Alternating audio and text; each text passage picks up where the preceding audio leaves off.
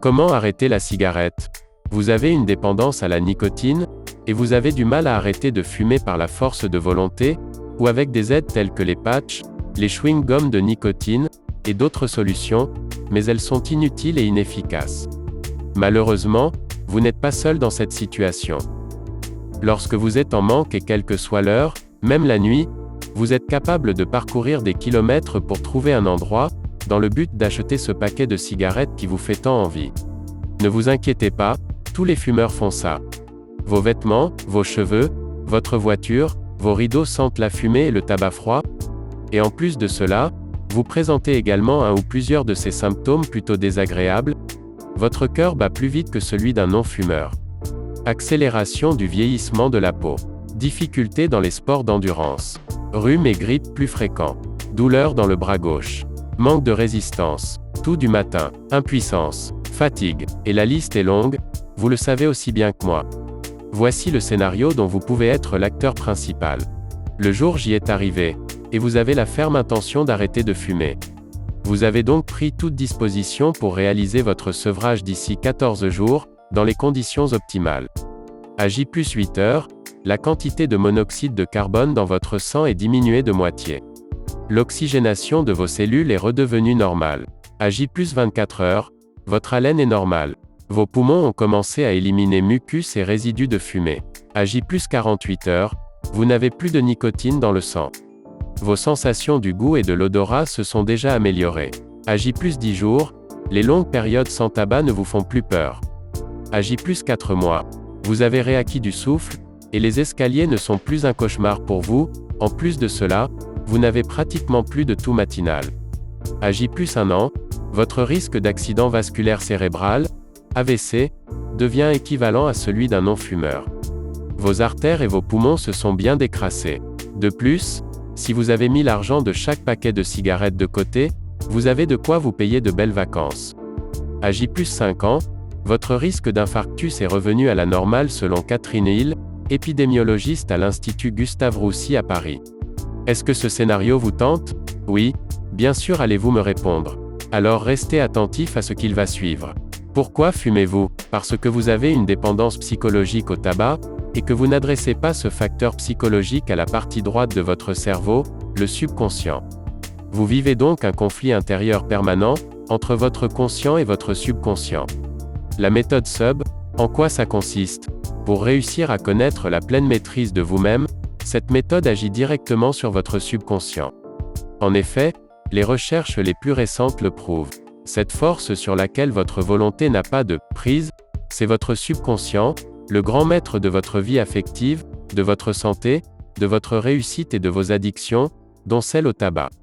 Donc une façon d'arrêter facilement et définitivement de fumer, est d'adresser le problème directement au subconscient. C'est pourquoi la méthode proposée ici, est un moyen logique et facile d'arrêter de fumer. Elle va vous permettre de reprogrammer votre subconscient, et de résoudre définitivement votre conflit intérieur.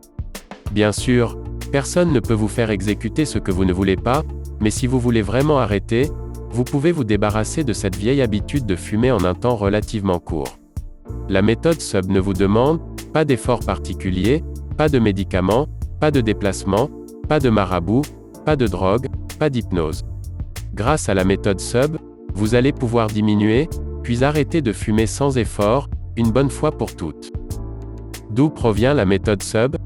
En 1951, le Dr Al Baker a commencé ses recherches sur les effets de la suggestion subliminale.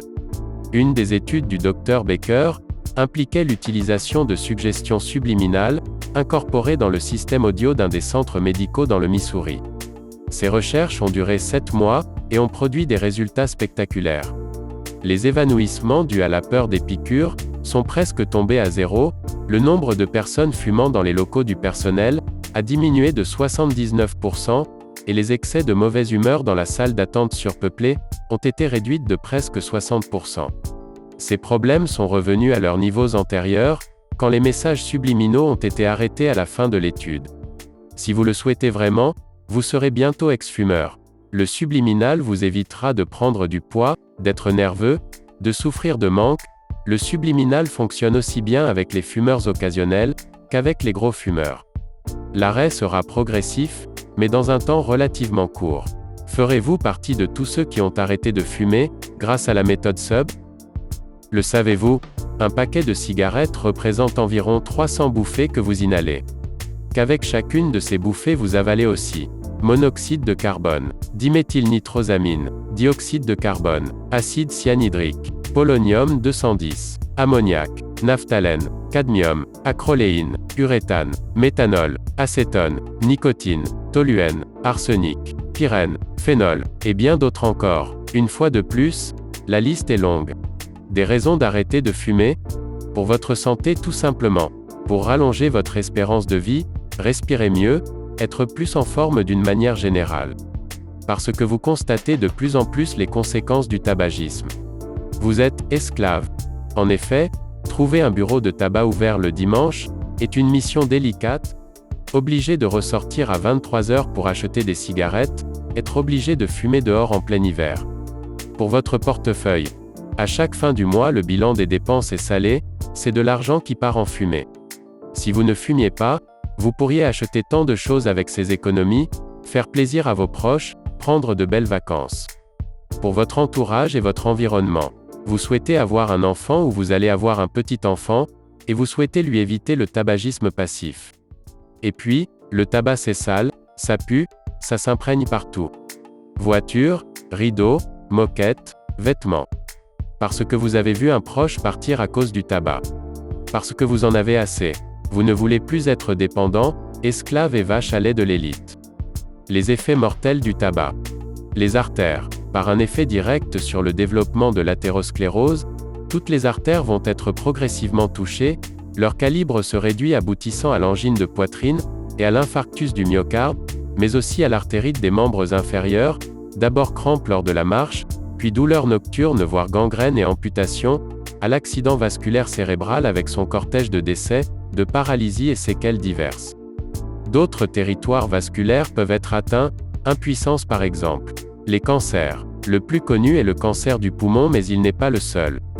Les cancers de la cavité buccale, plancher de la bouche, lèvres inférieures, gencives, langue, palais.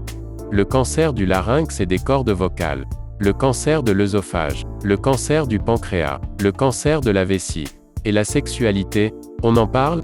La sexualité masculine est altérée par le tabagisme.